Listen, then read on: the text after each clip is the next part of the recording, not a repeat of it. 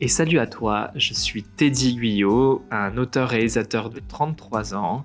Entre rêve, espoir, impatience, authenticité et quelquefois difficulté, tristesse, doute, je reviens sur mes 13 années de création avec les différents grands acteurs et techniciens qui ont marqué cette période-là. Une période d'innocence qui aujourd'hui a forgé la personne que je suis.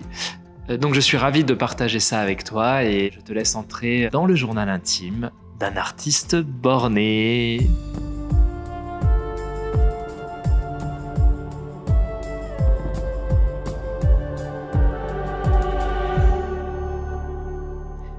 Et bonjour et bienvenue sur le podcast Journal intime d'un artiste borné. Et cette semaine, je débute mon introspection dans mon art avec un épisode qui va vous expliquer mon rapport au projet The Gift, pourquoi j'ai décidé de revenir sur ce projet en détail sur ce podcast et ce qui m'a un petit peu conduit et amené à être cet artiste borné qui a tenu le coup et qui a réalisé un projet sur 11 années.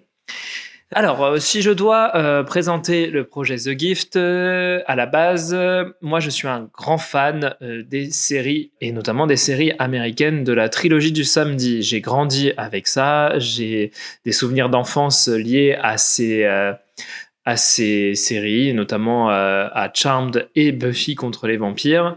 J'ai grandi un petit peu en ayant le rêve un peu fou de réaliser une série avec les gens que j'aime, avec des personnages que j'aurais moi-même écrits, avec des évolutions qui rappelaient un peu celles que je voyais à la télé, sur plusieurs saisons, avec des arcs narratifs, des love interest, des personnages attachants qui vivaient un petit peu des aventures fantastiques en France. Donc j'avais cette envie et ce besoin de réaliser quelque chose autour du fantastique et sur le format série et non pas sur le format film. Moi, j'ai très vite, très tôt, j'ai eu un attrait pour le cinéma. Je dirais que quand j'ai eu 8 ans, oui, ça doit être ça, parce que je suis né en 92 et le film est sorti en 97, donc je pense que ça doit être en 98. Donc j'étais un petit peu plus jeune, 6-7 ans. J'ai découvert le film Titanic de James Cameron. Titanic qui est pour moi le dernier grand mélodrame de l'histoire du cinéma, qui reprend donc tous les codes du mélodrame en ajoutant le côté un peu épique du naufrage. Je suis vraiment tombé amoureux de cette manière de raconter une histoire. C'est très romantique, on pousse les curseurs à fond et c'est pour moi la manière la plus belle de faire du cinéma finalement, de faire ressentir des émotions et d'utiliser ce média. Il faut savoir qu'à l'époque, les effets spéciaux, il y avait déjà eu Star Wars, Jurassic Park. Moi, j'étais un petit peu jeune pour Jurassic Park et Star Wars, ça n'a jamais été la culture de ma famille. Mais par contre, au niveau cinéma, oui, Titanic, c'était pour moi, j'étais fada de cette histoire, j'étais fada de ce bateau, tout simplement l'histoire de ce bateau, l'histoire de ce naufrage. Donc forcément, naturellement, j'ai tout de suite eu un attrait pour la réalisation et l'écriture de personnages d'histoires romantiques. Moi j'étais plutôt dans la romance en vrai, quand j'étais plus jeune. J'aimais bien tout ce qui était un petit peu épique là-dessus. Et puis comme je l'ai dit, quand la trilogie du samedi en fin des années 90 est devenue un petit peu un rituel pour moi et ma famille, j'ai commencé à développer vraiment un attachement pour les histoires en série. Et notamment, je suis vraiment devenu accro à Buffy contre les vampires, qui pour moi reste encore une série majeure dans l'histoire, puisque c'est une série qui a su mélanger les genres, qui a su donner du relief à plein d'aspects, et notamment donner un peu des êtres de noblesse à des séries qui était un format un petit peu boudé quand on était plus jeune et qui a commencé vraiment à se démocratiser et en tout cas qui s'est rendu beaucoup plus cinématographique et beaucoup plus noble au fil des années, et notamment ça a été une première pierre à l'édifice pour la fois qu'on voyait un couple homosexuel dans des personnages importants. Première représentation d'une femme forte qui n'a pas besoin d'hommes pour vivre et qui très bien, tu enlèves tous les personnages masculins de cette série et tu as toujours une bonne série avec des personnages intéressants, ce qui n'était pas toujours le cas, il faut le dire.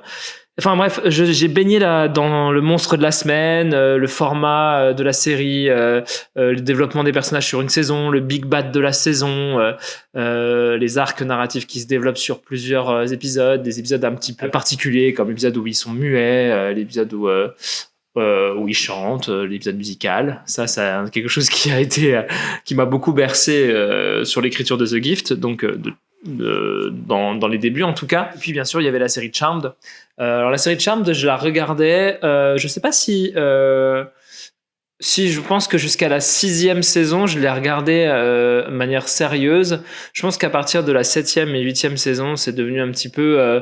bon, on l'a regardé avec ma famille, mais plus par habitude que par vraiment intérêt, parce que ben, effectivement, la qualité d'écriture, elle en a pâti vraiment après le départ du personnage de Prue. C'est pas pour rien que j'ai le personnage de Prue dans la série Charmed Resolution ou The Gift. C'était mon personnage préféré, donc à partir du moment où elle est tuée et elle est remplacée par Paige, bien que j'aime beaucoup le personnage de Paige, forcément la série avait moins de saveur pour moi puisque mon personnage préféré était mort. Donc voilà. Et donc l'intérêt que j'ai pour les séries, ça fait des années que je l'ai. Et j'ai vraiment eu cette envie très très vite de faire de la réalisation quelque chose qui marche dans ma vie, qui m'accompagne. Et aujourd'hui j'ai 33 ans et j'ai toujours cet attrait pour raconter des histoires. Alors maintenant je me développe beaucoup dans d'autres genres. J'ai pas forcément juste envie de faire de la réalisation, bien que ça reste quand même le style et l'expression principale avec l'écriture. Que j'aime, et j'aime la photo, j'aime le dessin, j'aime l'écriture sous forme de nouvelles, sous forme de romans, et en fait j'aime simplement raconter des histoires, tresser des portraits, romancer mes souvenirs. C'est quelque chose qui me parle et c'est devenu un petit peu le sens de ma vie, d'avoir un regard toujours fantastique et fantasmé sur les événements et en créer quelque chose, créer des nouveaux personnages, et les faire grandir, les voir partir après. Ça a été difficile pour moi et vous allez très vite vous en rendre compte avec le projet The Gift. Mais voilà, donc c'est un petit peu un rêve d'enfant de réaliser ma propre série avec mes propres personnages. Je me souviens que dès 11 ans, j'ai commencé à écrire des projets suivis avec des personnages que j'inventais, que j'avais envie de faire grandir sur plusieurs saisons. Enfin, c'est vraiment quelque chose qui me parle depuis très très très très très jeune. Et naturellement, je me suis orienté vers un bac audiovisuel au lycée. J'ai eu un bac audiovisuel. Et je suis parti après une année d'égarement en droit pour essayer d'avoir un job un peu plus classique. Je suis vraiment reparti en art du spectacle l'année 2011 et c'est ici que j'ai rencontré William et Adrien qui sont devenus plus tard Phoebe et Peter.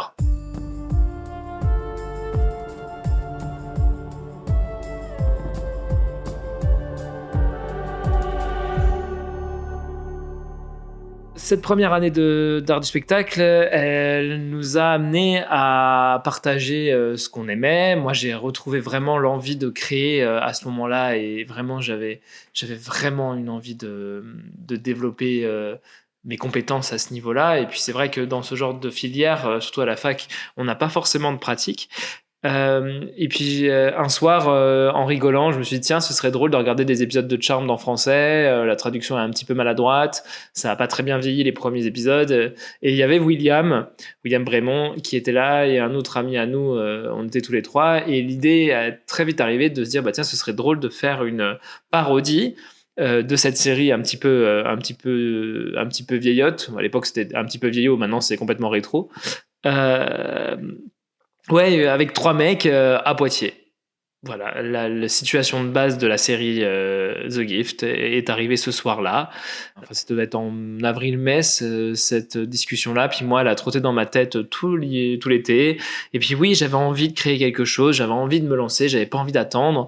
J'ai eu l'occasion de récupérer un Canon 7D à ce moment-là par un concours de circonstances, ce qui m'a fait comprendre que là, il fallait plus que j'attende et que j'utilise le matériel qui, pour moi, était déjà bien perfectionné, que j'en fasse quelque chose, quoi.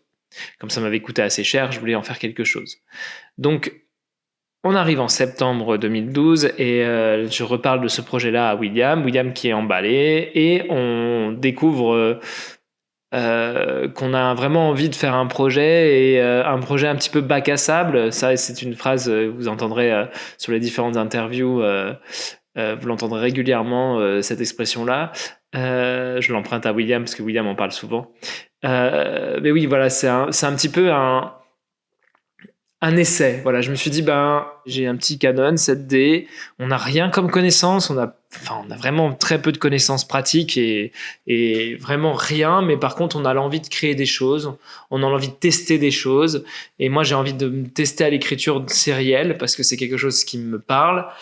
Et finalement, dès le départ, j'avais envie de créer quelque chose de collectif parce que j'avais. Alors, la première idée, c'était moi, je me sens pas à l'aise de faire les choses seul. Ça, c'est la première chose parce que même si l'envie de créer un univers, d'écrire était là, je me sentais pas forcément légitime de le faire. C'est un truc qui m'a beaucoup poursuivi après dans la construction de ce projet. La légitimité, et encore aujourd'hui, ça peut être un sujet compliqué. Ça fait partie de tout lot de personnes qui veulent se lancer dans l'art ou dans l'écriture. Il y a toujours la question de la légitimité, le doute le fameux syndrome de l'imposteur qui nous poursuit un petit peu. À cette période-là, en tout cas, je sais que mon envie de créer des choses et de jouer des personnages fantastiques était bien plus présent que mon manque d'estime. Par contre, je ne me voyais pas réaliser le premier épisode. À ce moment-là, j'avais une amie que j'aimais beaucoup qui s'appelait Carmen, qui était prête à prendre la caméra. Et on a trouvé notre troisième frère dans la personne d'Adrien, qui était une connaissance à moi de la fac, mais que je ne connaissais pas très bien. Par contre, il était un très très bon ami de William et ils vivaient ensemble. C'était devenu des colocataires. Ils venaient d'avoir un appartement dans la même rue que là où j'habitais, en plus. Donc c'était beaucoup plus pratique. Toutes les étoiles s'alignaient pour que finalement on puisse réaliser ce premier épisode de cette série que j'avais appelé Charmed Résolution, parce qu'à l'époque j'étais encore fan de Buffy. Il y avait le comics qui était encore en cours de parution, donc on avait les saisons suivantes, et il y avait un peu cette mode de recréer quelque chose avec les mêmes ingrédients, mais pas vraiment pareil. Donc j'avais hésité sur plusieurs titres, Charmed.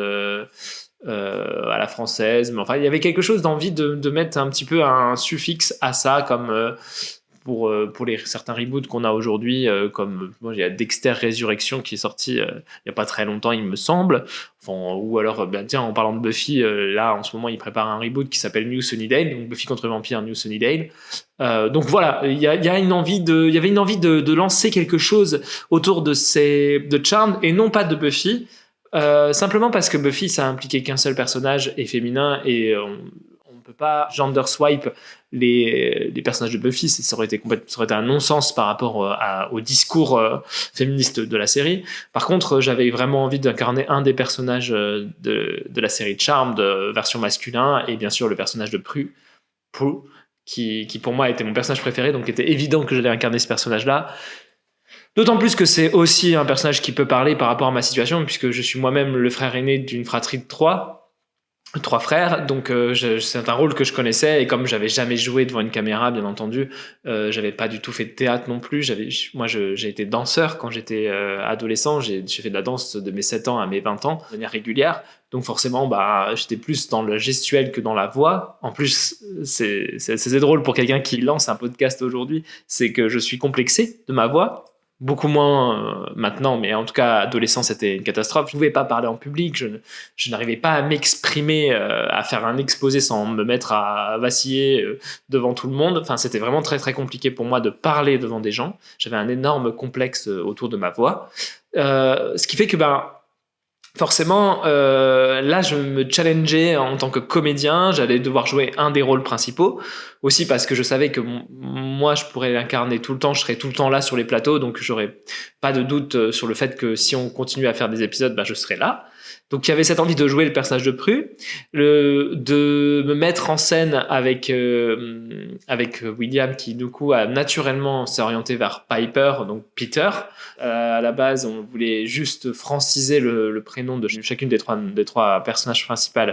Prue devenait Prue, Piper devenait Pipé, et ça marchait pas très bien, donc ça devenait Pips, et Phoebe devenait Phoebe, parce que ça nous faisait rire de faire ça, et parce que faut pas oublier que Charmed Resolution était une parodie. Elle avait volontairement envie de se moquer gentiment, bien sûr, parce qu'on avait une affect pour la série de base, mais c'était se moquer gentiment de la série Charmed. Donc forcément, il y avait cette notion de comment dire, cette notion de franchiser les prénoms et non pas de les traduire. À un moment donné, je me suis dit peut-être qu'il faudrait les appeler, commencer par 3P et puis donner des prénoms. Ça a été aussi le cas quand on a fait des redoublages, peut-être changer les prénoms à ce moment-là, mais en fait, je trouve que c'était pas intéressant et qu'il valait mieux assumer ce côté-là, quitte à ce que ce soit bizarre quand on est devenu plus sérieux. Mais moi, j'ai bien aimé le fait de les franchiser. En réalité, je trouve que ça donne des personnages qui sont très marqués et qui sont un peu bizarres. Et puis, tant pis, voilà. C'est une décision qui a été prise et c'est un peu un vestige qui est resté jusqu'à la fin de la première monture de cette série.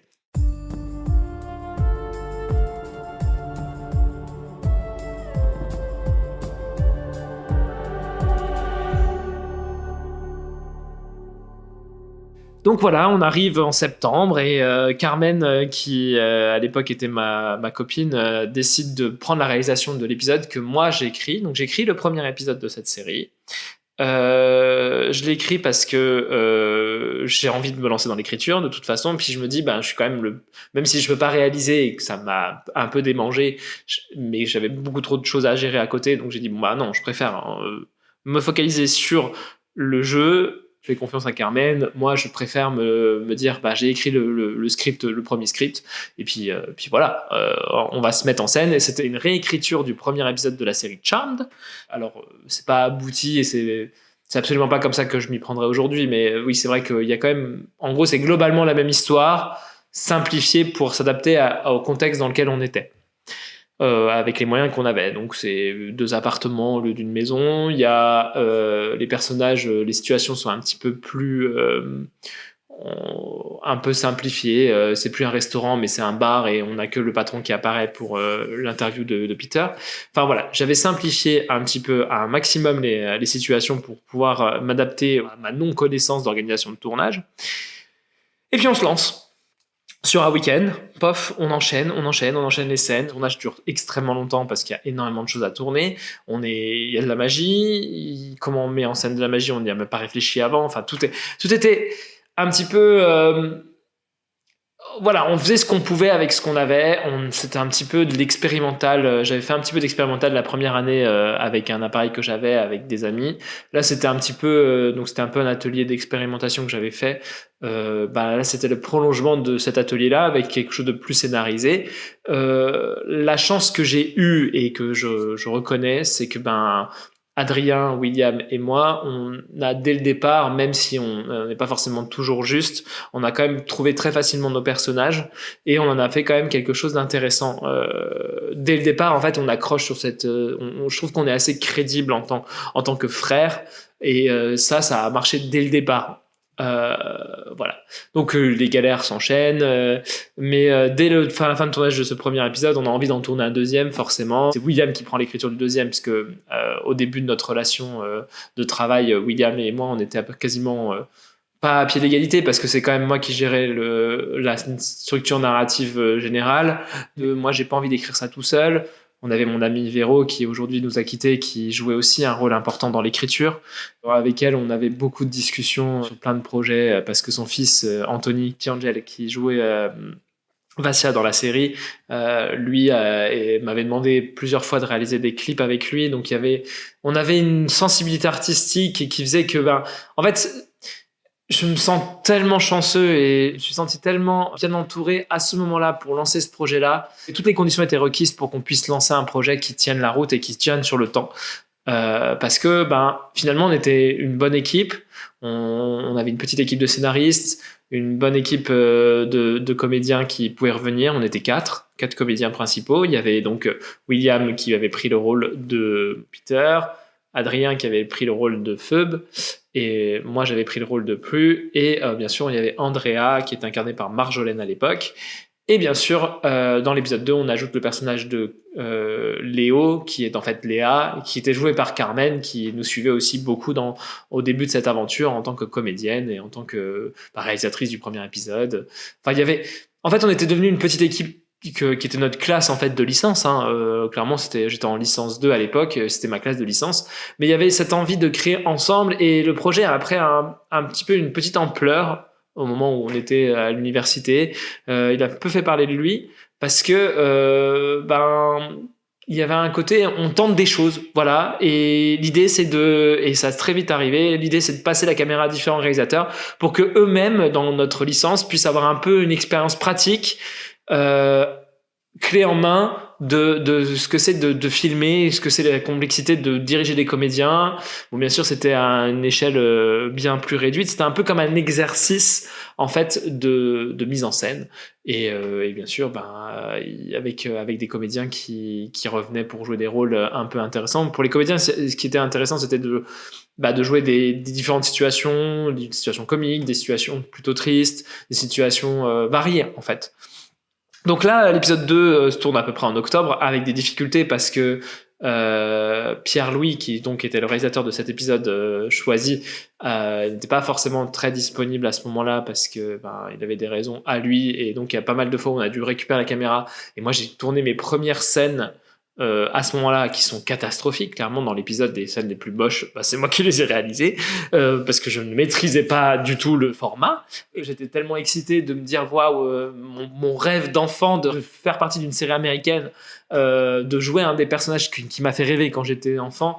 Enfant préadolescent, j'ai dit waouh, ça se met en place, et ça m'a donné énormément de motivation, vous imaginez bien, bien plus qu'à d'autres, puisque les autres ils voyaient plutôt un exercice et plutôt une envie de partage, mais moi la motivation elle était puissance 1 millier. Enfin, je réalisais un rêve de gosse, clairement, avec les moyens du bord, avec beaucoup de défauts, mais je réalisais un rêve de gosse. J'ai fait de la réalisation. J'étais devenu l'espèce de showrunner. En plus, à l'époque, c'était bien avant les polémiques qu'il y a eu autour de Joss Whedon, qui est donc le showrunner de Buffy contre les vampires. Mais Joss Whedon, à cette époque-là, c'était un petit peu mon modèle. Je ne jurais vraiment que par Buffy contre les vampires. Encore aujourd'hui, bon, bien sûr un peu moins, mais et certainement pas Joss Whedon, bien que son écriture reste très très pertinente, malgré le fait que ce soit quelqu'un qui ne soit pas bon dans son contexte de travail. Donc moi j'arrive avec mes connaissances, mais je suis un peu vous savez, je suis un peu un enfant des années 90, donc j'ai grandi avec Harry Potter, j'ai appris à lire avec Harry Potter, j'ai continué avec Percy Jackson, toutes les grandes sagas littéraires sont arrivées. Enfin, c'était la période, c'était une période on aimait les choses qui se suivaient, voilà. C'était pas les choses courtes. Et moi, j'avais pas envie de faire d'ailleurs, ça n'existait pas à l'époque, ou très très peu. Les séries films, vous savez, les séries où on binge-watch une saison complète et que ça a une histoire qui se développe sur 7 ou 8 épisodes et basta. Les séries d'époque, le schéma c'était 22 épisodes. Il était peut-être question d'en faire 22 aussi pour nous. Au début, en tout cas, je pense que je l'ai envisagé. C'était de la folie, mais je crois que je l'ai envisagé à un moment donné. Puis finalement, on a décidé d'en faire que 10. Donc la première monture de Charmed Resolution, la première fois qu'on a mis en place Charmed Resolution, la première saison, les épisodes n'en auraient que 10, et c'est vrai que c'est à partir de l'épisode 3 que j'ai commencé à me dire waouh, là épisode 3-4, j'ai commencé à me dire voilà, il faut quand même qu'on structure un petit peu l'histoire, parce que il faut avancer, il faut qu'on puisse mettre en place un méchant de la saison, parce que comme d'habitude j'étais inspiré par Buffy, par Charmed, et pour moi il fallait un méchant de la saison. C'était une parodie de Charmed, donc forcément le méchant devait être un méchant iconique de la série de base. Qu'est-ce que j'ai choisi de prendre? Barbass, forcément. Barbass étant le méchant qui revient le plus régulièrement dans la série avec la Source qui est le méchant le plus important dans la saison 2. Mais ça, je vous spoil un petit peu. Le petit Eddie, enfant qui a des étoiles dans les yeux, se dit waouh, ça y est, je vais pouvoir enfin réaliser mon rêve de gosse, bien sûr, à nos frais, en n'ayant aucune connaissance. C'était vraiment. C'est presque de la folie, et aujourd'hui je ne pourrais pas refaire ce qui a été mis en place à ce moment-là, mais en même temps, si j'avais pas mis autant d'énergie et j'avais pas fait autant d'erreurs pendant ce projet-là, je ne serais pas là où j'en suis aujourd'hui, clairement, en termes de connaissances, en termes d'écriture, tout ce qui ne devait pas être fait, je l'ai fait, donc forcément je le ferai plus.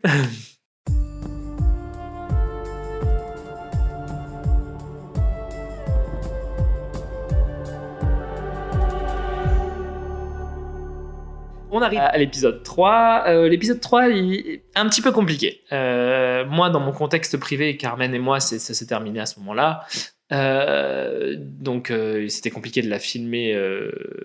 Enfin voilà, il y avait un petit peu des tensions. Donc c'était les premières fois où j'étais pas tout le temps sur le plateau. Et c'est Marjolaine qui a récupéré la réalisation de cet épisode.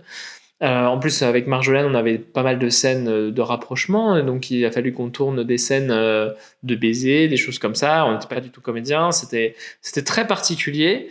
Par contre, donc j'ai écrit l'épisode 3 avec Véro. Aujourd'hui encore, c'est l'épisode que j'aime le moins, pas parce que Marjolaine n'a pas fait un bon boulot, parce qu'elle a fait un bon boulot, mais simplement parce que pour moi, c'est un épisode qui me parle moins. Voilà. Je trouve que la narration est lente, je trouve que mon écriture n'est pas bonne en fait, 2 ans. C'est plutôt un épisode introductif, il introduit plein de choses et il essaie de clarifier le fil conducteur, parce qu'il y a une différence entre la série Charmed et notre série Charmed Resolution, finalement, c'est que le livre est vide. Le livre n'a pas de données. La petite anecdote, le grimoire qu'on utilise dans la série Charmed Resolution et The Gift, donc le livre des ombres, est un réel livre de magie que j'ai acheté sur internet à l'époque. J'avais acheté ça à 50 balles, je pense. Enfin, c'était vraiment un grimoire de magie qui est fait pour ça à la base, que j'avais acheté sur un site ésotérique. Et donc il était vide, parce que c'était à nous de le remplir, comme dans la série Charmed, c'est censé être les sorcières qui le remplissent au fur et à mesure. Et donc j'ai décidé de faire en sorte que dans le premier épisode, une connerie de mon personnage à moi efface les données qu'il y a dedans. Donc en fait, il n'y a plus de données dans l'épisode. À partir de la fin de l'épisode 1, il est vide, ce livre. Donc forcément, ça implique tout un tas de comment on fait pour lutter contre des monstres si on ne sait pas comment les lutter contre, en fait. C'est pour ça que dès l'épisode 2, Léa, sous le pseudonyme Tell You Charmed, va commencer à les guider, parce que ça rend bien compte qu'ils ne peuvent pas se débrouiller tout seuls. Donc j'avais quand même de la suite dans les idées, en réalité, dans cette histoire-là. On a vraiment réfléchi sur la partie narrative. Je trouve que, bien sûr, tous les épisodes ne se valent pas, et bien sûr, certaines situations sont aujourd'hui un petit peu grotesques, mais au niveau de l'écriture, je trouve que, en n'ayant aucune connaissance, on avait quand même construit des personnages qui avaient des interactions crédibles. Voilà.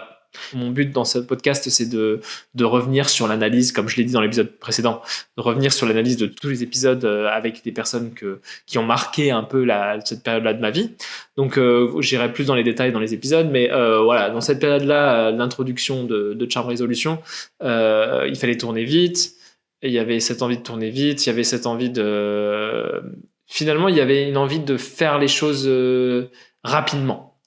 Et ça va être un petit peu mon défaut dans les débuts de ma carrière. Ça fait partie de mes défauts, c'est que j'ai souvent envie de faire les choses rapidement. Et finalement, je négligeais beaucoup le temps de préparation. Même beaucoup trop. À un moment donné, je vais mordre la poussière à cause du fait que je néglige beaucoup le temps de préparation. Donc, épisode 3 réalisé. Alors, plutôt, il me semble que c'était fin décembre, début janvier qu'on a dû faire ça. Je me rappelle que ça avait fait beaucoup rire parce que je m'étais teint les cheveux en rouge suite à un pari que j'avais perdu. Donc, il a fallu adapter ça à la série. Ce qui est assez drôle, c'est que dans Charmed, à un moment donné, Paige a les cheveux rouges, ou en tout cas orange, parce que la comédienne avait décidé de se teindre les cheveux, et ils ont justifié ça avec une potion qui a mal tourné, et moi je trouve ça drôle d'avoir fait un clin d'œil involontaire avec mes problèmes capillaires de l'époque, d'avoir fait un petit clin d'œil involontaire à cette histoire-là de Charmed. On avance dans le temps, et là en fait moi je savais que l'épisode 4 c'était l'épisode que je voulais réaliser.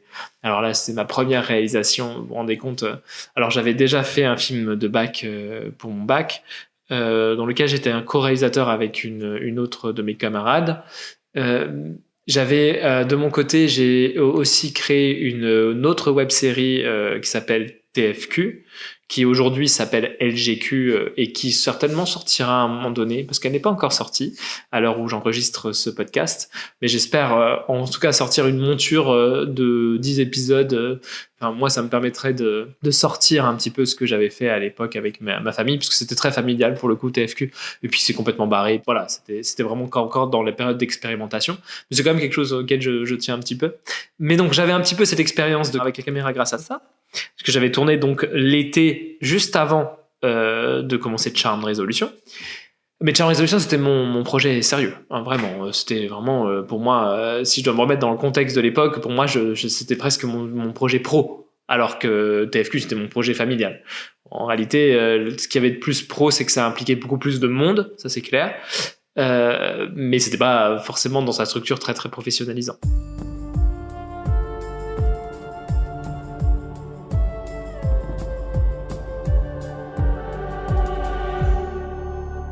L'épisode 4, c'est très particulier parce que j'ai envie d'en faire un épisode. J'ai envie que ce soit un épisode qui mélange deux épisodes que j'adore, en tout cas deux concepts que j'adore. Alors il y a un autre truc aussi, c'est qu'on parodie Charmed, mais je n'ai pas re-regardé Charmed avant de parodier Charmed. Donc c'était un peu sur la base de mes souvenirs, et puis comme je vous l'ai dit, moi je suis plus un grand fan de Buffy et d'Angel que de Charmed, mais et donc c'est pour ça que certaines répliques et certaines situations sont plus proches de Buffy que de Charmed. Mais là j'avais deux épisodes qui me revenaient en tête, l'épisode de la formule de vérité et l'épisode sur la première agression de Barbas. Moi je voulais que le grand méchant apparaisse à la fin de mon épisode à moi. Donc j'ai écrit cet épisode en ayant en tête vraiment, là j'ai envie que Phoebe découvre des choses dans l'épisode 3, que je mets en place un petit peu, je me distille un petit peu des choses dans l'épisode 3 qui doivent se répercuter dans l'épisode 4. Donc dans le début de l'épisode 4, Phoebe lance une formule de vérité, ce qui force les gens à dire des vérités de manière un petit peu random. Cette partie-là de l'épisode, vous le verrez quand on fera l'analyse de l'épisode 4 de la saison 1, est complètement disparue aujourd'hui. Il n'y a plus de traces de ça dans le projet en tout cas. Mais voilà, c'était une manière de révéler des choses sur les personnages. C'était une manière de mettre en place des situations dramatiques et de rendre un petit peu plus sérieux finalement le projet. Tout en ayant les agressions un petit peu fortes et un petit peu brutales de Barbas en même temps. Je pense que la structure narrative de cet épisode a commencé à être complexe, mais comme les 3 premiers étaient plus simples, c'était moins détonnant que dans la version finale The Gift, où maintenant on a un petit peu beaucoup d'informations dès le premier épisode, ce qui fait que forcément si on s'accroche pas, les 4 premiers épisodes, il faut pouvoir se les farcir, surtout le 4e épisode. Enfin, moi j'étais très très heureux de faire ça, c'était un huis clos quasiment, il y avait quasiment que des scènes en intérieur. J'étais vraiment très heureux de faire cet épisode, vraiment. Je pense que ça fait partie des. Et ça encore aujourd'hui, j'ai un lien très particulier avec cet épisode. Je l'aime vraiment beaucoup. Et chose assez rare, c'est que je trouve que le résultat dans la série The Gift, donc la dernière version de la série Charm Resolution, est bien. Voilà, j'en suis content du résultat. Donc c'est toujours bien de souligner quand on aime son travail. S'enchaîne un petit peu l'année 2013 et là de toute façon on est parti sur quelque chose de plus sérieux et avec les scénaristes, donc avec Véronique et un peu William, mais Adrien va aussi en écrire un, mais en fait là j'ai pris complètement le pouvoir finalement. Emma aussi qui jouera Paige plus tard, qui est une amie qui était là quasiment depuis mon épisode, je pense, qui est une amie de la licence, qui faisait aussi de licence cinéma avec moi. On essaye de créer des choses. Voilà, moi je veux créer une saison qui tient la route. Je veux avoir une saison vraiment complète en fait. J'avais envie de faire une saison où à la fin je me dis waouh, j'ai pas envie de regretter. Donc on prépare, on se prévoit le mois de mai pour tourner les épisodes 5, 6 en 2 parties, donc 6-1, 6-2, 7, 8, 9 et 10. Donc on avait prévu de tourner en un mois 7 épisodes de 25-30 minutes dans notre tête. Bon, bien sûr, c'est très ambitieux. En plus, on ajoute des scènes de nuit, on ajoute du casting, on ajoute plein, beaucoup trop de choses en fait finalement dans cette saison. Je commence à vraiment me prendre au jeu en disant voilà, je vais écrire une saison. Je commence à vraiment imaginer 2 arcs narratifs.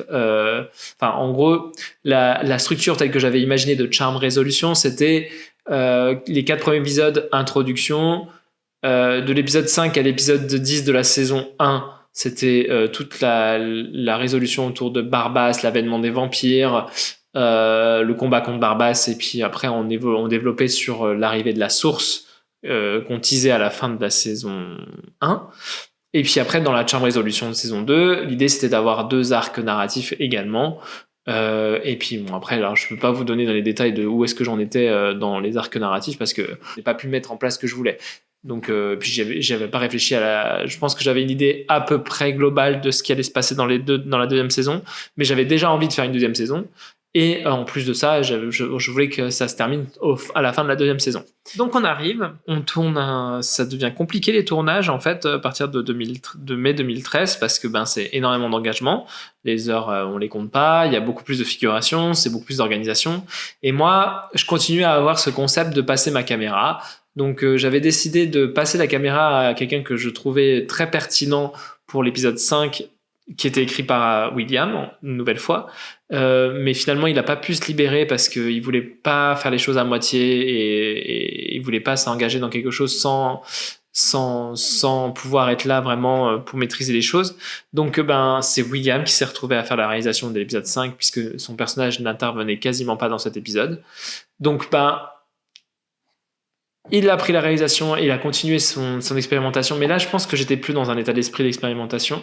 J'étais dans l'état d'esprit de moi, structurellement parlant, j'ai créé une histoire. Je veux qu'elle puisse se développer. Genre, j'ai des ambitions j'ai des passages dans le passé, j'ai des voyages dans le temps qui arrivent. Narrativement, je suis parti dans tous les sens, faut le dire. Et sans limite. Et en plus, j'étais soutenu un petit peu par Véro et Florent, qui avaient rejoint l'équipe un peu scénariste, parce qu'ils donnaient son avis. Et donc, il y avait une effervescence créative à ce moment-là qui faisait que on avait envie de créer, on avait envie d'aller plus loin dans les scènes, on avait envie de vraiment, j'avais envie de faire une série fantastique. J'avais des souvenirs, des brides de Charmed qui revenaient, et puis là je me disais ouais, j'aimerais bien faire un épisode avec un camp gitan parce que il y a les origines gitanes de Anthony, et puis donc Véro connaissait bien ce milieu-là, donc elle avait plein de références. C'est là d'où vient le personnage de Delia, puis le personnage de Vassia qui est un personnage que j'aime beaucoup. J'avais une envie d'écriture et je me sentais pousser des ailes.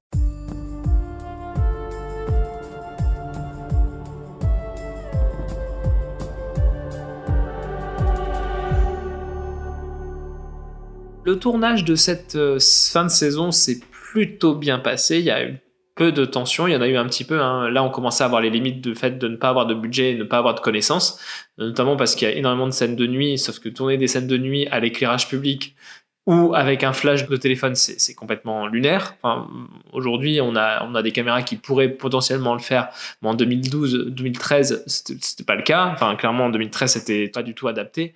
Et puis, il y avait beaucoup de scènes de combat, il y avait des costumes. Je me rappelle qu'Adélaïde, qui joue Delia, avait un costume qui ne la couvrait vraiment pas assez. Enfin, il y avait une volonté d'aller plus loin dans ce projet. Et puis, finalement, sans préparation, c'était compliqué. Enfin, faut le dire. Puis, on avait tous d'autres projets liés à notre licence. Avec Adélaïde, on devait danser sur scène autour du Sacre du Printemps à ce moment-là. Donc, on avait quand même... moi, j'avais beaucoup de répétitions de danse aussi à cette période-là de ma vie.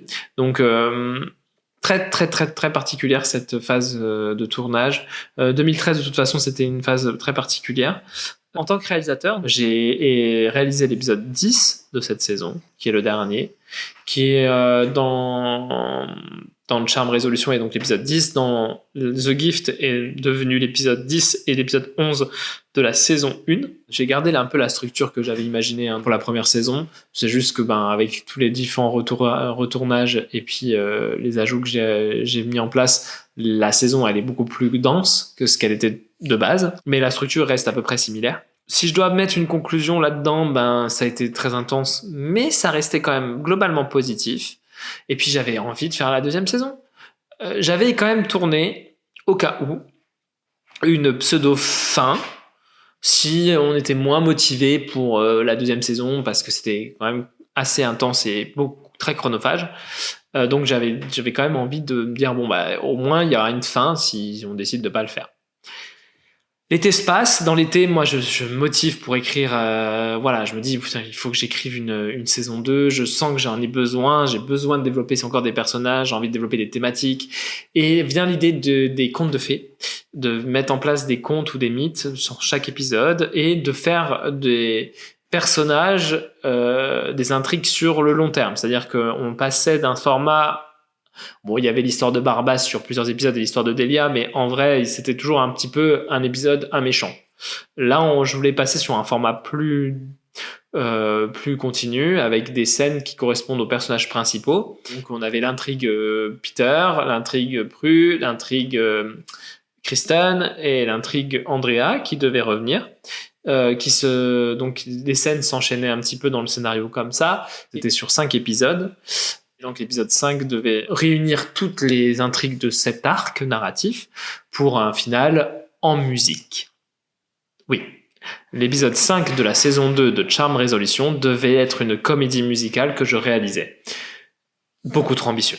Clairement, je pense que j'étais un petit peu aveuglé par mes ambitions et je me rendais pas compte à quel point ça te prenait du temps et de l'énergie et que c'était impossible de toute façon à mettre en place tout ça. Enfin, clairement, moi la musique c'est quelque chose d'hyper important. Je suis un danseur.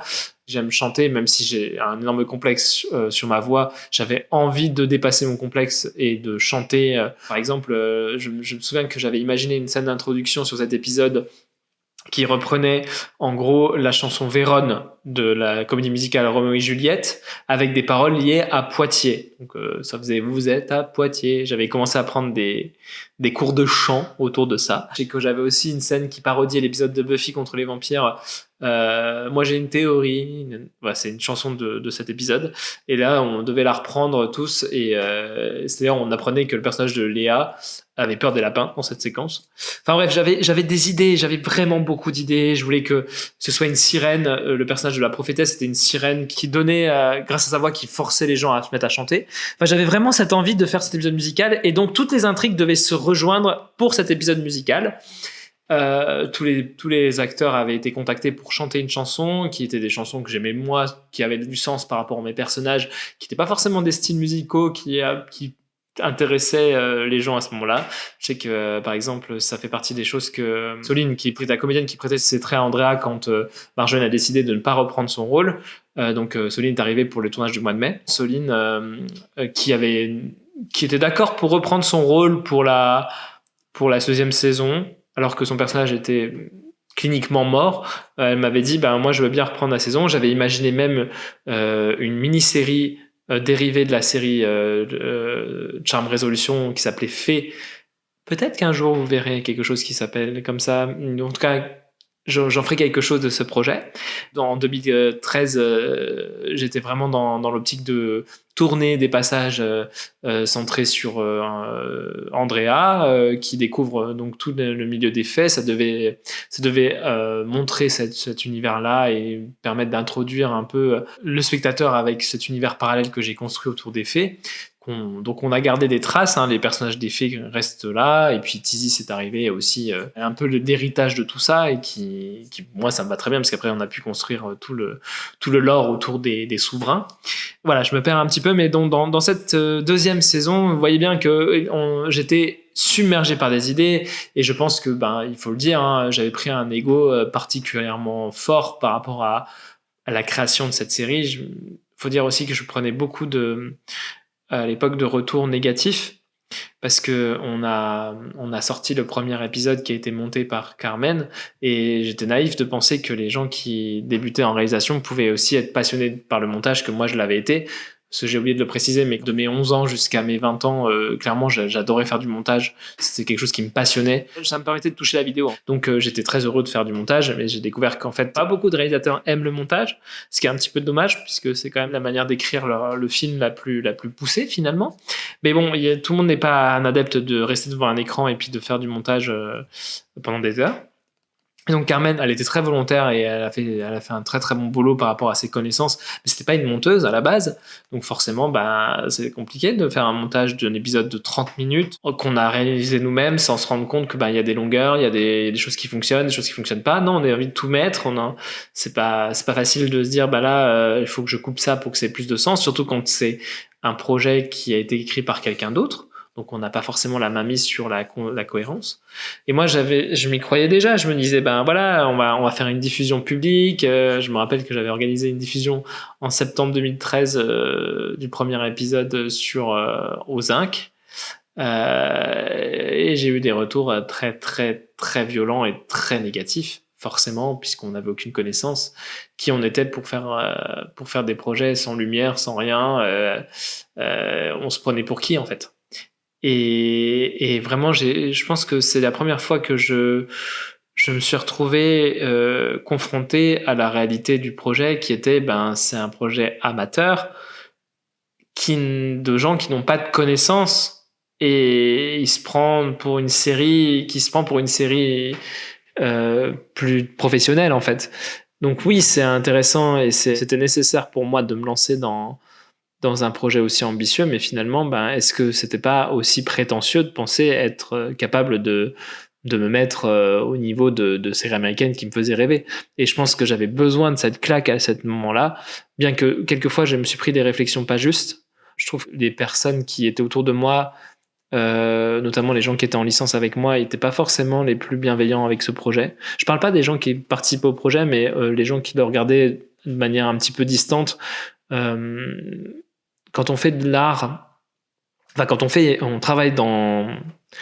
des études d'art, il y a toujours l'idée que on est nourri par des films qui sont des chefs-d'œuvre, en fait, et donc il y a des personnes qui ont des connaissances très pointues sur les chefs-d'œuvre, qui analysent de manière très très pointue certains grands classiques de grands cinéastes, et on a un petit peu de désobligeance, d'irrespect peut-être un petit peu pour les artistes qui débutent et qui font que des choses classiques.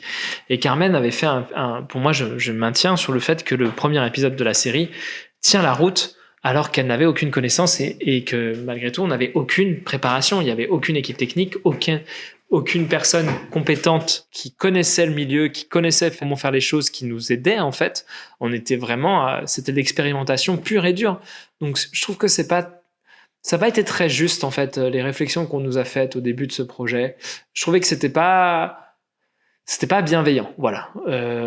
Et aujourd'hui, autant je sais que ça m'a fait beaucoup souffrir, autant aujourd'hui je me dis, en fait, c'est pas juste. C'est pas juste, parce que ce projet-là, oui, il avait des défauts, clairement au début. Peut-être qu'on a été plus loin que ce qu'on imaginait, mais enfin, on l'a fait finalement. On l'a fait, on a été loin, on a fait un bûcher avec un barbecue. On a fait ce qu'on a pu avec ce qu'on avait comme connaissance, et je pense qu'on peut être tous fiers de l'avoir fait. Moi, je suis très fier d'avoir tenu et d'avoir finalement été plus têtu qu'une mule, plus borné qu'une mule, d'où le titre de ce podcast, et d'avoir mis en place autant de choses en n'ayant aucune connaissance, clairement. Enfin, voilà, faut le dire, hein, aucune structure qui nous aide.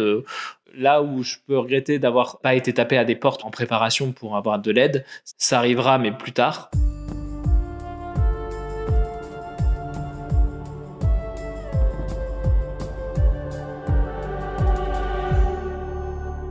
Voilà, donc la deuxième saison, c'était un contexte un petit peu compliqué parce que les personnes commençaient à être lassées du projet.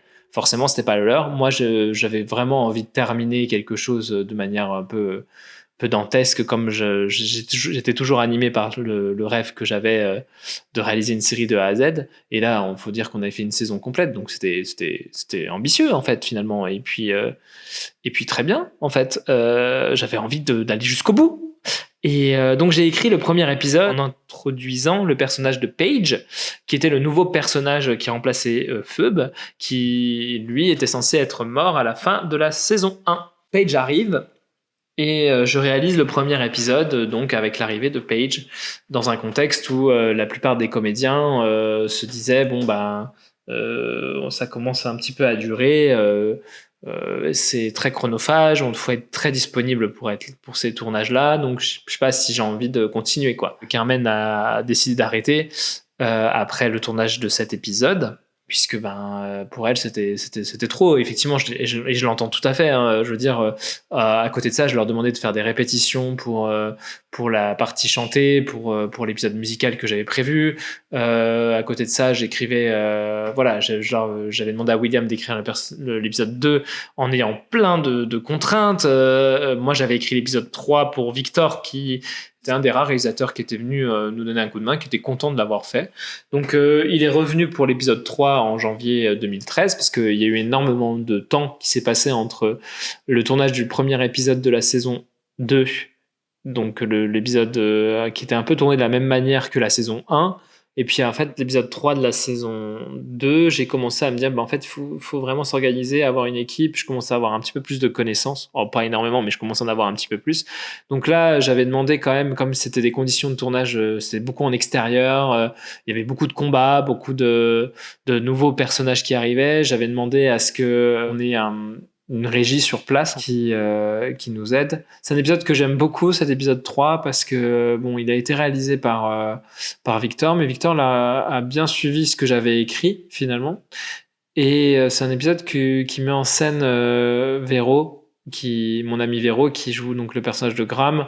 Et encore aujourd'hui, je trouve que je suis attaché à lui. Alors aujourd'hui, c'est l'épisode 10 de la saison 2. Je suis attaché à cet épisode parce que ça me laisse des souvenirs de cette personne qui a beaucoup compté pour moi. Et puis on avance dans le temps et on tourne l'épisode 4 de la saison 2 de Charm Resolution. Donc là, si vous suivez bien, on a tourné le premier épisode, on a tourné l'épisode 3 avec une nouvelle Léa, parce que j'avais envie que Léa continue à être présente dans la série.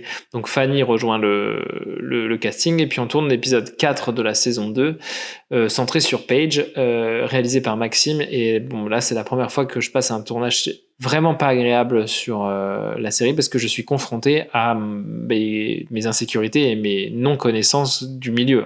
Là, on a commencé à avoir un premier assistant qui connaissait son boulot, une cadreuse qui était cadreuse à la base, mais qui se retrouve sans lumière, donc elle comprend pas pourquoi elle doit cadrer les choses sans lumière. Enfin, pour elle, ça n'a pas de sens.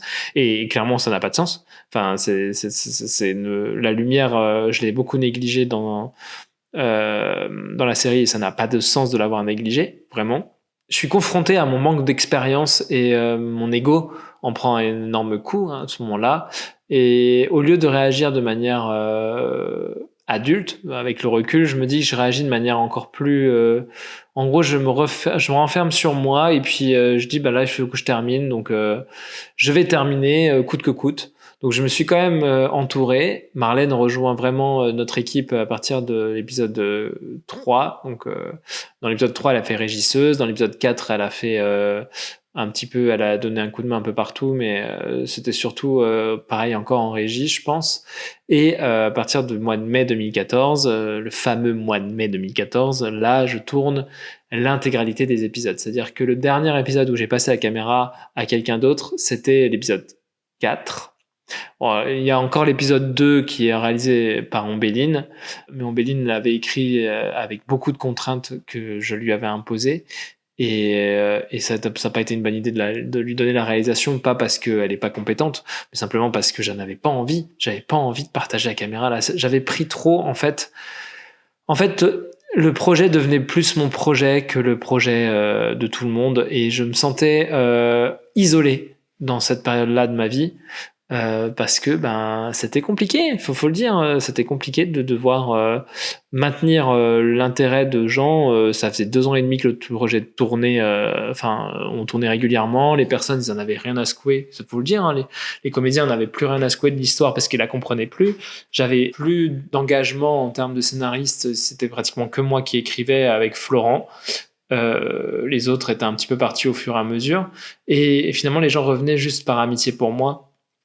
Et donc ça crée une certaine culpabilité dans ma manière de faire, parce que j'avais l'impression de leur imposer des choses, surtout qu'on sortait de la licence, on allait plus se voir après, donc il fallait vraiment tourner les choses vite avant finalement de se séparer.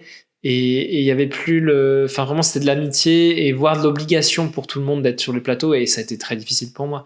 Enfin, clairement, du 1er mai au 18 juin, j'ai tourné tous les jours avec Marlène. On écrivait les épisodes qui ont suivi en la nuit. En fait, je dormais quasiment pas, clairement. Cette période-là de ma vie, je dormais plus. Je sais même pas comment j'ai fait pour tenir, en réalité.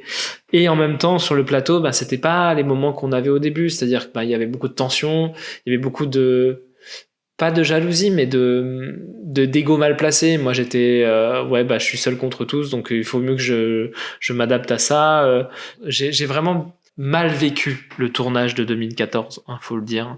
C'était un petit peu compliqué, et puis j'étais en souffrance, clairement. Donc on arrive à la fin de Charm Resolution, là, en tout cas on tourne donc Dites-vous bien que en première saison, donc en 2013, en mai, on avait tourné donc l'épisode 5, 6, 2, 7, 8, 9, 10, donc 7 épisodes. Dans le mois de mai 2014, on a tourné l'épisode 2 de la saison 2, donc réalisé par Ombéline, le dernier qui est réalisé par une autre personne.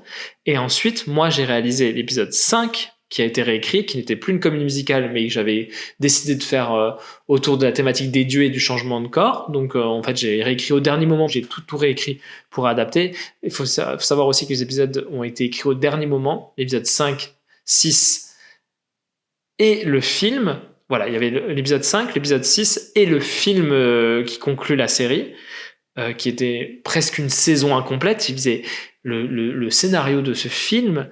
Il fait un truc, il doit pas loin de 500 pages, un truc comme ça. Enfin, c'était ambitieux as fuck, hein, faut le dire. Moi, je trouve que pour le coup, on peut pas me reprocher grand chose sur l'ambition. J'avais de l'ambition, peut-être un petit peu trop, mais voilà, j'avais de l'ambition là-dessus. Et donc, en fait, on se retrouvait avec simplement 4 épisodes à tourner finalement. Sauf que, niveau de la longueur des scénarios, c'était x5 par rapport à la saison 1. Et surtout, là, cette fois, je réalisais tout. Tout était, j'étais tout le temps là, tout le temps derrière la caméra, tout le temps à devoir être concentré, tout en jouant. On a dû refaire plusieurs fois certaines scènes parce que les comédiens n'étaient pas disponibles tout le temps. Il y avait énormément de scènes collectives dans ces épisodes, donc il y avait plusieurs fois des personnages qui devaient être là tous ensemble, ce qui était impossible parce que les emplois du temps ne nous permettaient pas ça. Il y avait des tensions sur le tournage. Le film demandait énormément d'investissement. De temps, parce que forcément il était beaucoup plus ambitieux en termes de durée, il était beaucoup trop ambitieux par rapport à le moyen qu'on avait. Et puis je n'avais pas terminé de l'écrire.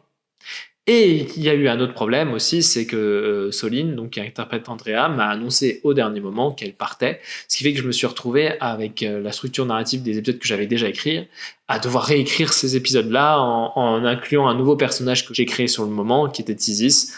Et donc, quand j'arrive fin juin et je me dis, oh là là, il y a eu énormément de conflits, énormément de choses qui allaient plus, la plupart des personnes avaient fini leur tournage, j'ai dit à Florent et à Anthony à l'époque, je dis, écoutez, il faut faire un épisode centré sur Tizis pour qu'on comprenne pourquoi elle est là, parce que elle n'était pas censée être là. Donc j'écris au dernier moment un épisode 7. Je me rappelle, il y a des situations complètement lunaires où j'ai fini d'écrire la scène et on la tourne juste après.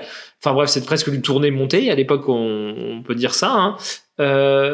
Sur le moment, on a fait parler une maison. Enfin bref, mes ambitions de ce projet avaient dépassé clairement mes capacités. Et heureusement pour moi, j'étais pas tout seul. J'avais Marlène qui me soutenait beaucoup. Et puis les comédiens ne m'ont pas lâché, à part certaines personnes qui n'ont pas tenu sur le long terme, mais les comédiens principaux sont tenus jusqu'au bout, alors que les conditions n'étaient pas du tout adaptées.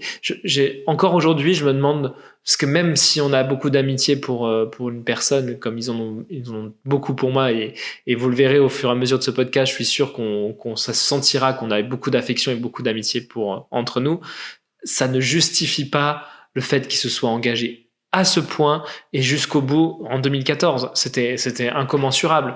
L'effort que je leur ai demandé, j'en serai jamais reconnaissant. Je me dis, mais mon Dieu, mais je suis tellement reconnaissant d'avoir réussi à réunir une équipe comme ça et d'avoir réussi à la tenir jusqu'à la fin de ces tournages de 2014, qui était pour moi la fin de ce tournage de série finalement.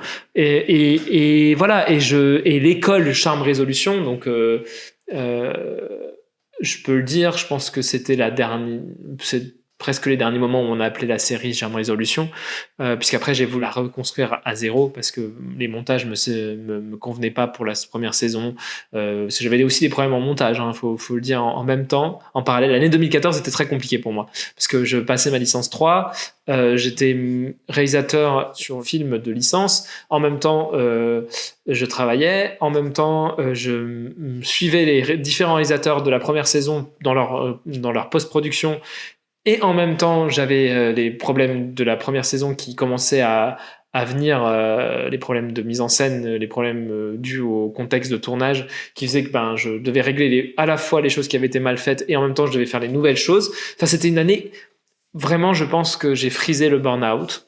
En plus, je passais en master, donc il fallait que je passe mon entretien de master qui me demandait aussi d'engagement, puisque c'est un entretien où il fallait faire un exercice en amont, que je passais quelques jours après la fin du tournage de cette saison. Donc c'était vraiment, je sais pas comment j'ai pu faire pour tenir et finalement de créer des épisodes, certes pas parfaits, hein, ils sont pas parfaits du tout les épisodes de la saison 2, il y a énormément de défauts. Je sais pas si un jour je tenterai l'expérience de la sortir telle que je l'avais écrite à l'époque, parce que elle existe, hein, Charm Resolution est une série qui existe, les épisodes ont été prémontés, parce que j'ai fini par les prémonter. C'est juste la série, elle est pas pensée pour ça.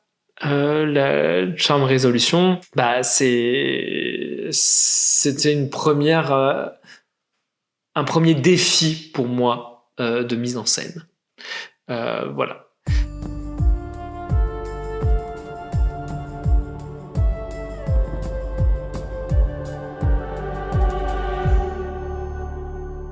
Donc je termine avec l'année 2014 et je pense que je terminerai cette première partie de mon expérience dans The Gift avec justement le tournage de 2014. Charm Resolution, c'est comment d'un projet collectif je me suis engagé corps et âme pour qu'on puisse avancer et qu'on puisse créer quelque chose ensemble, et je suis extrêmement fier de voir que les scènes ne sont pas parfaites de 2014. Clairement, il y a beaucoup de défauts, c'est pas des mises en scène de ouf, il n'y a pas de recherche incroyable, mais on voit qu'il y a la passion derrière. On voit que clairement la narration que j'ai construite à ce moment-là, c'est la narration de la structure quasiment... c'est ce qui a structuré la série pour les 11 années que j'ai eues après, parce que la post-production a beaucoup traîné après. Et puis les différentes réécritures, les différentes reshoots, mais c'est toute on va dire le noyau de ce qui est le projet a été tourné sur les 2 premières années, comme ça, sous le thème Charm Resolution. C'est vraiment la première version de ce projet et celle qui finalement servira de base, de terreau pour le projet The Gift, qui arrivera donc à partir de l'année 2015. Mais ça, je vous le détaille dans le prochain épisode, celui de la semaine prochaine. Merci infiniment de m'avoir écouté jusqu'au bout de ce podcast, où je reviens sur 2 années charnières du projet The Gift, donc les années Charm Resolution.